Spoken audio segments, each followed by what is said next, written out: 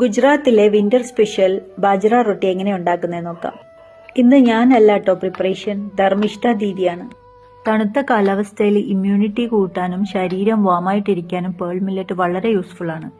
ഇത് സാധാരണ രീതിയിൽ ചപ്പാത്തി പരത്തുന്നത് പോലെ റോളിംഗ് പിൻ ഉപയോഗിച്ചല്ല ചെയ്യുന്നത്, കയ്യിൽ വെച്ചുകൊണ്ട് തന്നെയാണ് ഒരു പ്രത്യേക രീതിയിൽ അതിനെ പരത്തിയെടുക്കുന്നത്. പേൾ മില്ലറ്റിന് മലയാളത്തിൽ കമ്പ് എന്നാണ് പറയുന്നത്.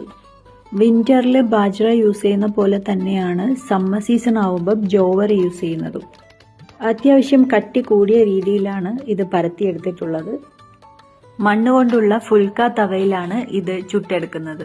ഹെൽത്തി ആയിട്ടുള്ള പല സ്വീറ്റ്സും അവർ വിന്റർ സ്പെഷ്യൽ ആയിട്ട് ഉണ്ടാക്കി കഴിക്കാറുണ്ട്. അതവരുടെ കൾച്ചറിന്റെ ഒരു ഭാഗമാണ്. റൊട്ടി തയ്യാറാക്കുന്നതോടൊപ്പം തന്നെ ഒരു സൈഡ് സബ്ജിയും റെഡി ആയിട്ടുണ്ട്. പച്ച മഞ്ഞൾ ഗ്രേറ്റ് ചെയ്തിട്ട് മറ്റൊരു സബ്ജി ഉണ്ടാക്കുകയാണ്.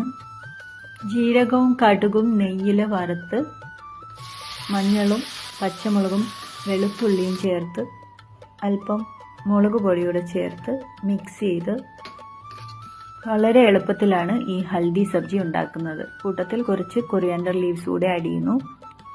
ഈ സബ്ജിക്കും ഒരുപാട് ഹെൽത്ത് ബെനിഫിറ്റ്സ് ഉണ്ട്. കൂടെ അല്പം ലോക്കി സബ്ജി കൂടെ ചേർത്ത് കഴിച്ചാൽ ഹരെ വാഹ്,